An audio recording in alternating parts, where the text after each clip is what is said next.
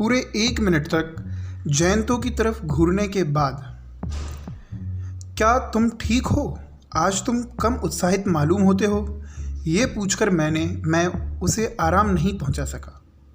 जयंतो ने फटाफट थोड़ी सी विचारों में खोए हुए होने के कारण दिमाग की अनुपस्थिति या फिर एब्सेंस ऑफ माइंड को खोया, मुझे एक बच्चों जैसी मुस्कान दी और बोला, नहीं, उल्टा मुझे काफ़ी बेहतर लग रहा है। ये जगह वास्तव में अद्भुत है। तुम यहाँ पहले आ चुके हो, क्या तुम्हें पता नहीं था कि ये कितनी अच्छी है? मैं लगभग भूल चुका था। जयंतो ने गहरी सांस ली। मैं लगभग भूल चुका था। इस तरीके से अब धीरे धीरे मेरी कुछ यादें वापस आ रही हैं। बंगलो निश्चित रूप से बिना बदला जैसा का तैसा लग रहा है। मैं यहाँ तक कि पुराने फर्नीचर में से कुछ पहचान पा रहा हूँ, जैसे ये बेंत की कुर्सी और टेबल। एक ट्रे में चाय और बिस्कुट के साथ उसे लेकर उन चीज़ों को लाने वाला आया। मैंने चाय डाली। तुम पिछली बार यहाँ कब आए थे? 31 साल पहले। मैं तब 6 साल का था। हम बूंदी में सर्किट हाउस या फिर विश्राम भवन में बगीचे में बैठे हुए थे। हम उसी सुबह पहुँचे थे। जयंतो और मैं पुराने दोस्त थे। हम एक ही स्कूल और कॉलेज से थे। वह अब अखबार के एडिटोरियल डिपार्टमेंट यानी संपादकीय विभाग में काम करता था और मैं एक स्कूल में पढ़ाता था। भले ही हमारी अलग तरह की नौकरियां थीं, फिर भी इस बात से हमारी दोस्ती पर कोई फ़र्क नहीं पड़ा। हम राजस्थान के लिए काफ़ी समय से एक ट्रिप की योजना बना रहे थे। मुख्य कठिनाई थी कि हम दोनों के एक साथ जा पाने की, यानी कि ये दोनों की अलग अलग नौकरियां थी, तो ये दोनों एक साथ नहीं जा पाते थे, क्योंकि कभी किसी को छुट्टी मिलती थी तो कभी किसी को नहीं मिलती थी, इस तरीके से। लेकिन अंत में वह संभव हो गया था।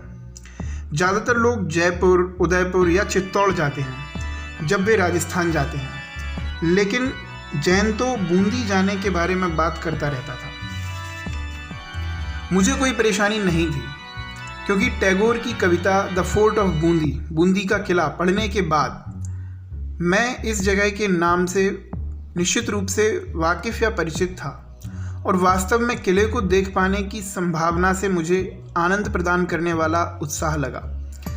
बहुत ज़्यादा लोग बूंदी नहीं आते, लेकिन इसका मतलब ये नहीं कि वहाँ पर देखने के लिए उतना ज़्यादा नहीं है। ये हो सकता है कि हिस्टोरियन या इतिहासकार की दृष्टिकोण से या फिर पॉइंट ऑफ व्यू से उदयपुर, जोधपुर और चित्तौड़ के पास और भी बहुत ज़्यादा हो दिखाने को, लेकिन साधारण रूप से एक खूबसूरत जगह के रूप में बूंदी परिपूर्ण थी या परफेक्ट थी। हालांकि जयंतो की बूंदी को लेकर जिद मुझे कुछ हद तक उलझन में डाल देती थी। मुझे उसकी जिद का कारण ट्रेन में पता लगा जब हम यहाँ आ रहे थे। जयंतो के पापा अनिमेश दास गुप्ता पुरातत्व विभाग या फिर आर्कियोलॉजिकल डिपार्टमेंट में काम करते थे।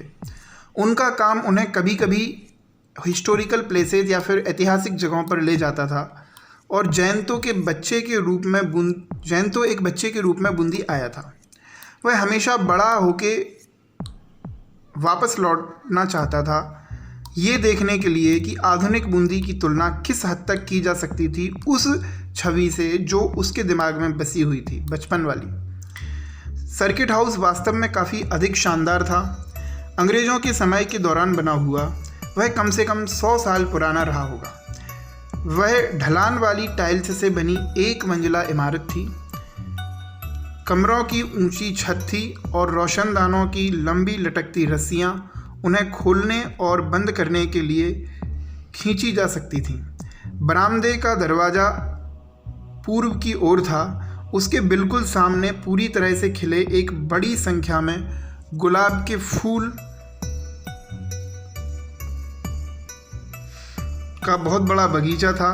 इनके पीछे बहुत सारे पेड़ थे जो स्पष्ट रूप से या साफ तौर से स्थानीय पक्षियों के एक बड़े हिस्से को घर दिए हुए थे। यानी कि वहाँ के लोकल जो बर्ड्स थे, स्थानीय पक्षी, वो उन पेड़ों में अपने घोंसले बनाए हुए थे।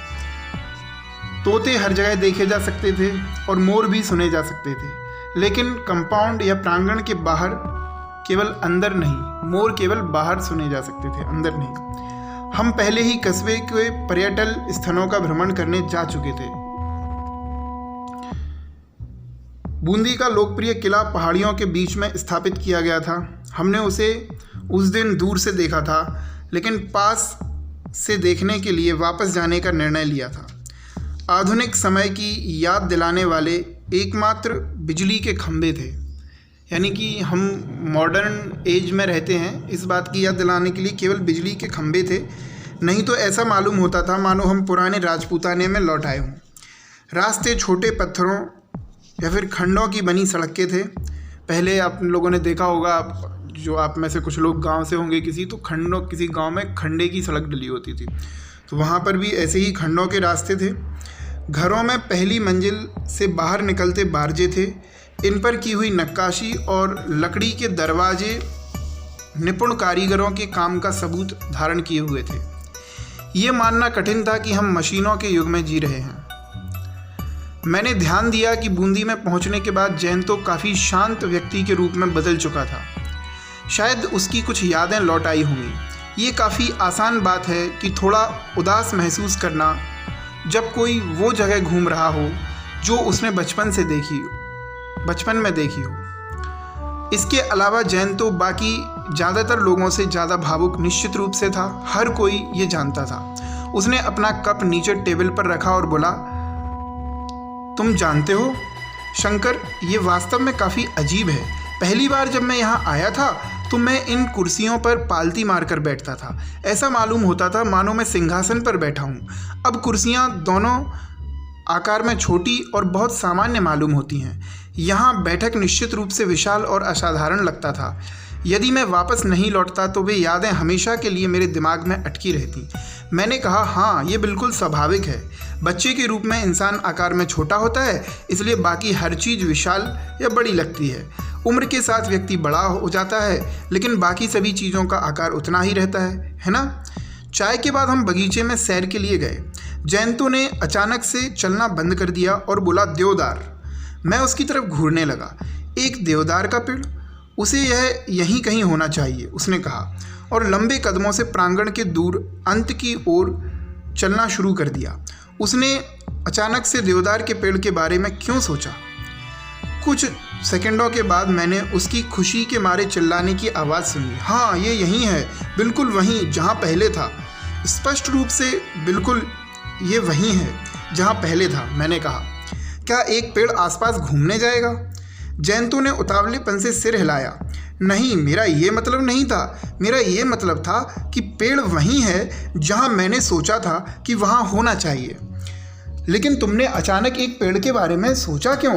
जयंतो ने पेड़ के तने की ओर नज़र गड़ाकर देखा, तेवर के साथ। फिर उसने धीरे से सिर हिलाया और बोला, मुझे ये अभी याद नहीं आ रहा। कुछ तो मुझे पेड़ के पास लाया था। मैंने यहाँ कुछ किया था। एक यूरोपियन? नहीं, मैं बिल्कुल भी कुछ याद नहीं कर पा रहा। याद भी अजीब चीज़ है। सर्किट हाउस में उनका एक अच्छा बावर्ची था। बाद में शाम को जब ओवल आकार की खाना खाने वाली टेबल पर रात का खाना खाने बैठे, तब जयंतो बोला, उन दिनों उनका जो बावर्ची हुआ करता था वो दिलावर कहलाता था। उसकी आंखें हमेशा लाल रहती और उसके बाएं गाल पर, लेफ्ट वाले गाल पर घाव का निशान था। लेकिन वो एक अति उत्तम बावर्ची था, बहुत बेस्ट, परफेक्ट। जब हम रात के खाने के बाद वापस बैठक में गए तो जयंतो की यादें एक के बाद एक जल्दी जल्दी वापस आना शुरू हो गईं। वह याद कर सकता था कि उसके बिना पिता कहाँ बैठा करते थे और सिगार फूंका करते थे। उसकी माँ कहाँ बुनाई करती रहती थी। हम लोगों ने देखा है कि मतलब पहले जब मोबाइल नहीं हुआ करते थे तो लेडीज़ क्या करती थी, वो अपना टाइम पास करने के लिए कुछ बुनाई वगैरह करती रहती थी। मैंने तो अभी भी देखा है कि कुछ लेडीज़ हैं जो कि ट्रेन में अपना टाइम पास करने के लिए कुछ बुनती रहती हैं, स्वेटर वगैरह। तो वैसे ही उसकी माँ कहाँ पर बुनाई करती थी वह उसे याद आने लगा और टेबल पर कौन सी मैगजीन्स पड़ी रहती थी ये भी उसे याद आने लगा। और आराम आराम से टुकड़ों टुकड़ों में उसे अपने डॉल के बारे में पूरी बात याद आ गई। वो वैसी सामान्य डॉल नहीं थी जिससे छोटी बच्चियां खेलती हैं। जयंतो के एक अंकल उसके लिए स्विट्ज़रलैंड से 12 इंच लंबा बूढ़े आदमी की आकृति पारंपरिक स्विट्ज़रलैंड की स्टाइल में कपड़े पहने लाए थे। जाहिर तौर पर वह बहुत सजीव था, भले ही सजीव था, लाइफ लाइक था, ऐसा लगता था कि वो जीवित है बिल्कुल। भले ही उसमें कोई मशीन नहीं थी, पर उसके हाथ व पैरों को मोड़ना और झुकाना संभव था। उसके चेहरे पर मुस्कान थी और उसके सिर पर वह एक स्विट्ज़रलैंड की टोपी जिससे पीला पंख बाहर निकला हुआ था पहने हुए था। उसके कपड़े मुख्य रूप से उसकी छोटी डिटेल्स में परफेक्ट थे, उत्तम थे। Belt, buttons, pockets, collars, socks, यहाँ तक कि जूतों पर छोटे से कुंदे भी थे। इससे पहले कि जयंतो अपने माता पिता के साथ बूंदी के लिए निकलता, उसके अंकल जल्दी से यूरोप से लौटे आए थे। छोटा बूढ़ा आदमी स्विट्ज़रलैंड के एक गांव से खरीदा गया था। छोटा बूढ़ा आदमी यानी डॉल। जिस आदमी ने फ्रिज को बेचा था, उसने जयंतो के अंकल से मजाक में कहा था, वह फ्रिज कहलाता है, आपको उसे उसके नाम से बुलाना होगा, वो किसी और नाम से प्रतिक्रिया नहीं देगा। जयंतो ने कहा, जब मैं छोटा था तब मेरे पास बहुत सारे खिलौने थे। मेरे माता पिता ने मुझे वास्तव में हर चीज़ जो मैंने चाही वो दी थी, शायद इसलिए कि मैं उनका इकलौता बच्चा था। लेकिन एक बार जब मुझे फ्रिज मिला तो मैं अपने सभी दूसरे खिलौनों को भूल गया। मैं केवल उसी के साथ खेलता था। एक ऐसा समय आया जब मैंने उससे बातें करते हुए घंटों बिताना शुरू कर दिया। हमारी बातचीत एक तरफा होती थी, यानी सिर्फ जयंतो बोलता था और वो स्पष्ट रूप से या साफ तौर पर, लेकिन फ्रिज की कोई ऐसी मज़ेदार मुस्कान थी होंठों पर और आँखों की ऐसी दृष्टि थी कि ऐसा लगता था जैसे वो मेरा हर शब्द समझ सकता था। कभी कभी मैं जानना चाहता था कि क्या वो वास्तव में मुझसे बात करेगा अगर मैं उससे जर्मन में बात करूं तो। अब ये एक बचपने की कल्पना लगती है, लेकिन उस समय ये सब कुछ मेरे लिए बहुत वास्तविक था। मेरे माता पिता मुझे चीज़ों को हद से ज़्यादा करने से रोकते, लेकिन मैं किसी की नहीं सुनता था। मैंने तब स्कूल में दाखिल नहीं करवाया गया था, इसलिए मेरे पास संसार में पूरा समय फ्रिज के लिए था। जयंतो चुप हो गया। मैंने अपनी घड़ी की ओर देखा और पाया कि 9:30 बज चुके थे। बाहर बहुत शांति थी। हम सर्किट हाउस के बैठक में बैठे थे। एक तेल की लैंप कमरे में जल रही थी। मैंने पूछा, डॉल को क्या हुआ? मेरे प्रश्न पर जयंतो अभी भी गहरे विचार में था। उसका उत्तर इतनी देर से आया कि तब तक मैंने ये सोचना शुरू कर दिया था कि उसने मुझे बिल्कुल भी सुना ही नहीं। मैं उसे बूंदी ले आया। वो यहाँ नष्ट हो गया। नष्ट हो गया? कैसे? जयंतो ने गहरी सांस ली। हम चाय पीते हुए घास के मैदान पर बैठे थे। मैंने डॉल को अपने बगल में घास पर रखा हुआ था। मैं इतना बड़ा नहीं था कि चाय पी सकूं खुद से, लेकिन मैंने जिद की। इसी काम में या चाय पीते हुए कप टेढ़ा हो गया और कुछ गर्म चाय मेरे पैंट पर गिर गई। मैं अंदर भागा बदलने को पैंट, और वापस आने पर पाया कि फ्रिज गायब हो चुका था। मैंने आसपास देखा और काफ़ी जल्दी पाया कि आवारा कुत्तों का एक जोड़ा फ्रिज के साथ मस्त टग ऑफ वॉर खींचातानी कर रहा था। भले ही वो वास्तव में अलग अलग नहीं हुआ। उसका चेहरा पहचान से बाहर चोटग्रस्त हो गया और उसके कपड़े फट गए। दूसरे शब्दों में, फ्रिज का अब मेरे लिए अस्तित्व नहीं था, वह मर चुका था। और फिर जयंतो की कहानी ने मेरी जिज्ञासा बढ़ा दी। तो मैंने पूछा, और फिर क्या हुआ? उसके बाद संभवतः क्या हो सकता था? मैंने उसका अंतिम संस्कार कर दिया, बस। मतलब मैंने उसे देवदार के पेड़ के नीचे दफना दिया। मैंने एक दफन संदूक, जिसे कि कॉफिन कहते हैं, बनाना चाहा। फ्रिज आखिरकार एक यूरोपियन था, तो यूरोपियन क्या करते हैं? उन्हें गाड़ा जाता है एक संदूक में, कॉफिन में, जैसा कि क्रिश्चियंस के साथ होता है। तो उसने भी चाहा कि फ्रिज एक यूरोपियन है या फिर क्रिश्चियन है, तो उसको गाड़ देता हूँ। लेकिन मुझे कुछ नहीं मिला, यहाँ तक कि एक छोटा डब्बा भी नहीं। इसलिए अंत में मैंने उसे ऐसे ही दफना दिया। आखिरकार देवदार के पेड़ का रहस्य सुलझ चुका था। हम 10 बजे के लगभग सोने गए। हमारा कमरा काफ़ी बड़ा था और हमारे बिस्तर अच्छे से बनाए गए थे। बहुत ज़्यादा चलने का आदी ना होने के कारण मुझे काफ़ी थकान हो रही थी दिन के कार्यों के बाद। इसके अलावा बिस्तर बहुत आरामदायक था। मैं तकिए पर सिर रखते ही मात्र 10 मिनट में सो गया। थोड़ी देर बाद एक मामूली से शोर ने मुझे जगा दिया। मैं अपनी दाईं ओर मुड़ा और पाया कि जैन तो अपने पलंग पर बैठा है। उसके पलंग के बगल वाली टेबल लैंप चालू थी और उसकी रोशनी में उसके चेहरे पर चिंता को आसानी से देखा जा सकता था। मैंने पूछा, क्या हुआ, तुम ठीक तो हो? मेरे प्रश्न का उत्तर देने की बजाय जयंतो ने मुझसे एक प्रश्न स्वयं पूछ लिया। क्या तुम्हें लगता है कि इस सर्किट हाउस में छोटे जंतु हैं?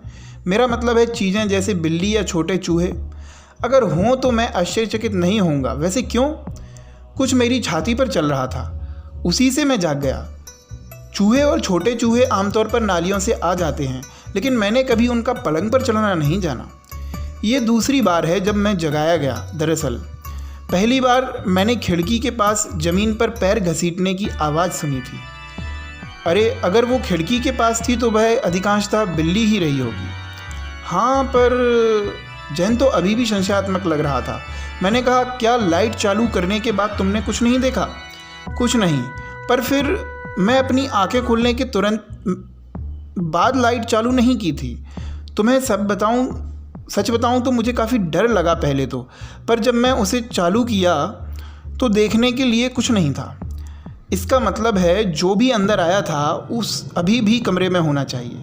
मैं तेज़ी से उठा और पलंग के नीचे ढूंढा, सूटकेसेस के पीछे और कमरे में, सब जगह। मुझे कुछ नहीं मिला। बाथरूम का दरवाज़ा बंद था। मैंने उसे खोला और दूसरी खोज शुरू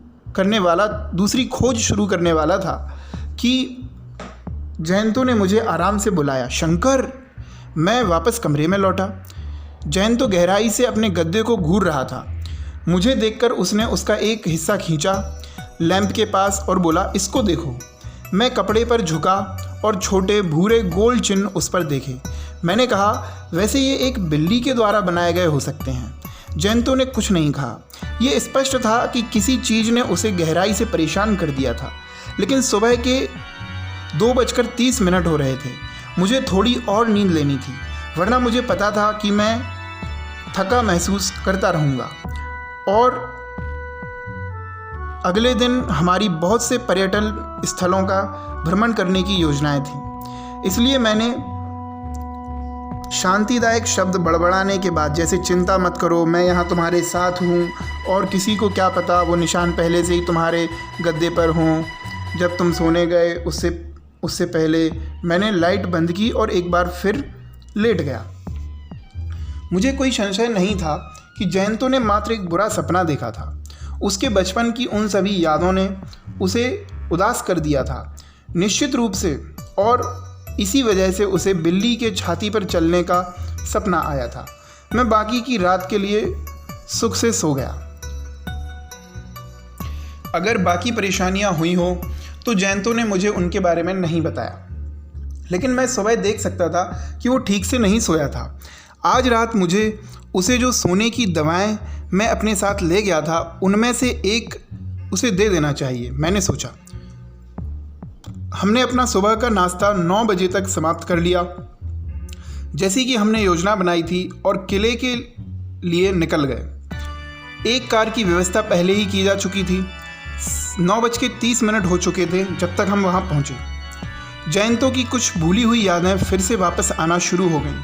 भले ही सौभाग्य से उसकी डॉल से कुछ लेना देना नहीं था।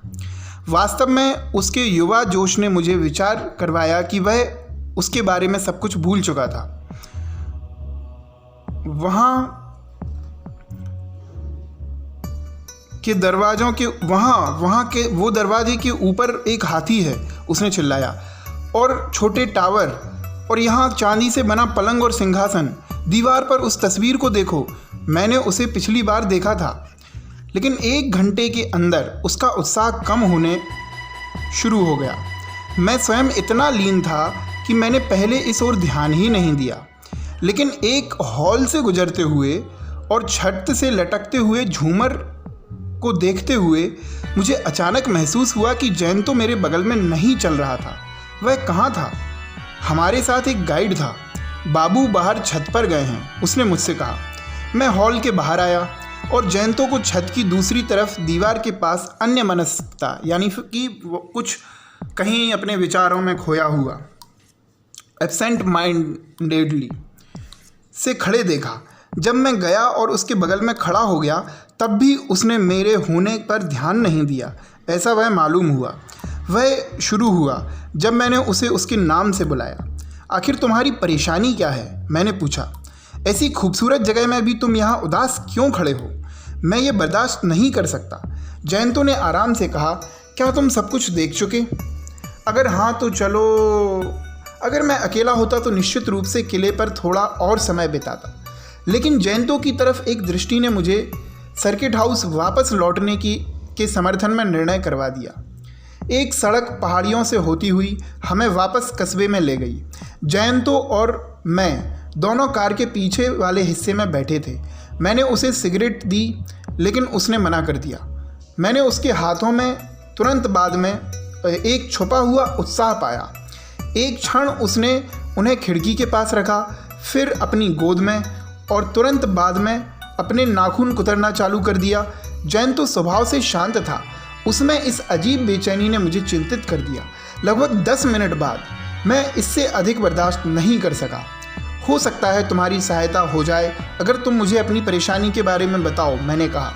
जयंतो ने अपना सिर हिलाया। कोई फ़ायदा नहीं तुम्हें बताकर, क्योंकि तुम मुझ पर भरोसा नहीं करोगे। ठीक है, अगर मैं तुम पर भरोसा नहीं भी करूँगा, मैं कम से कम तुम्हारे साथ उस वाक़ये पर बातचीत तो कर सकता हूँ, क्या नहीं कर सकता?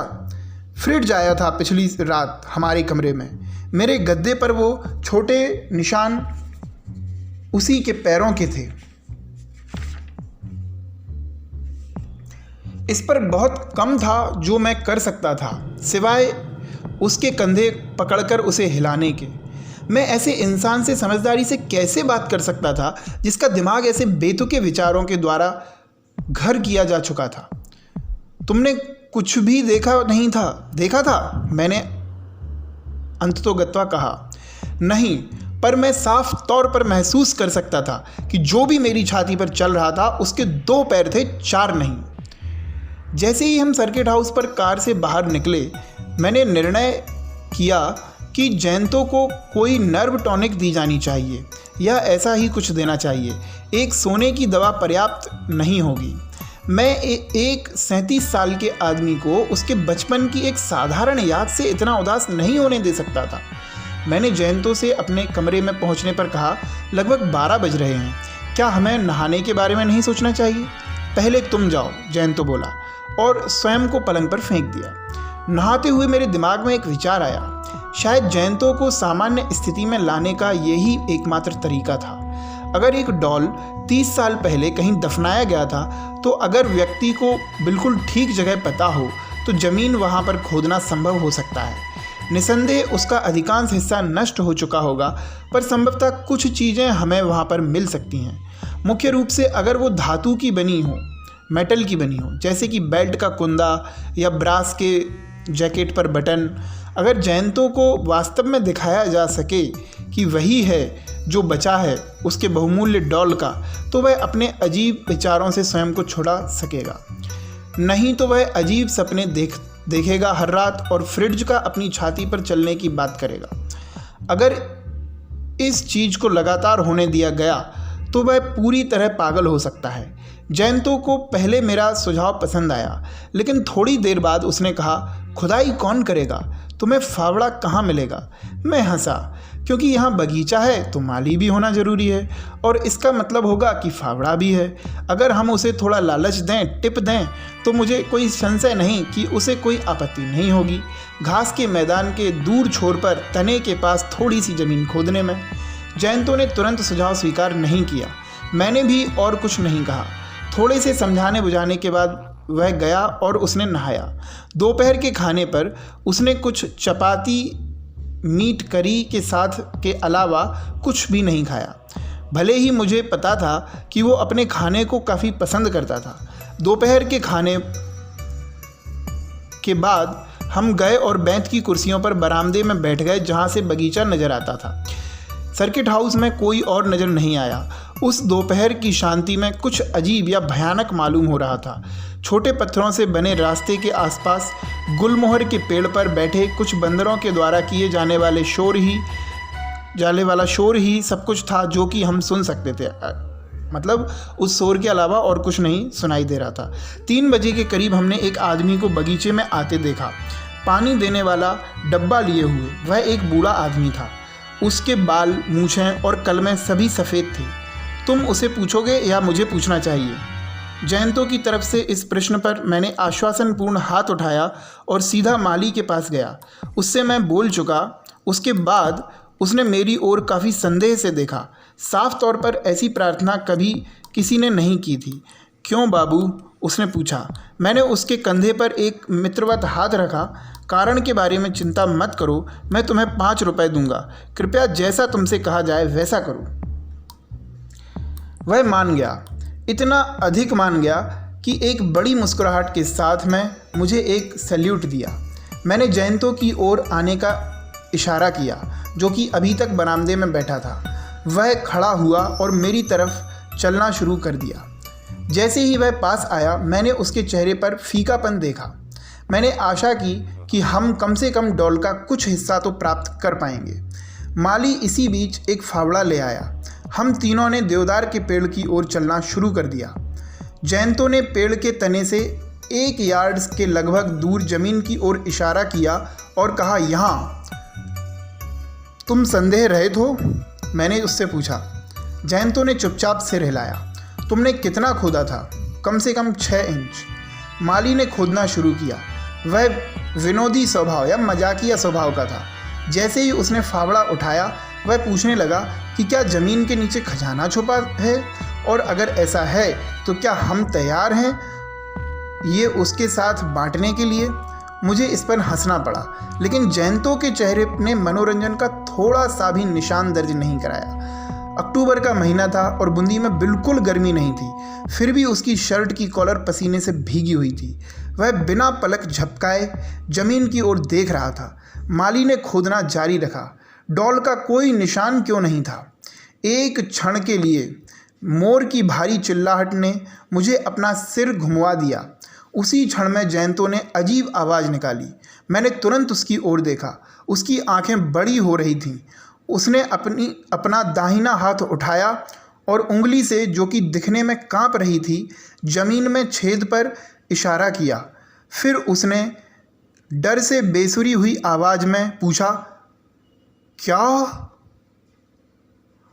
वह क्या है? फावड़ा माली के हाथ से फिसल गया। मैं भी मुँह फाड़कर डर के मारे मुँह खुला आश्चर्य और अविश्वास से जमीन की ओर देखने लगा। हमारे पैरों में पड़ा हुआ था, धूल में सना, अपनी पीठ पर सीधा पड़ा एक 12 इंच लंबा, बिल्कुल शुद्ध सफ़ेद, परिपूर्ण छोटा इंसानी कंकाल।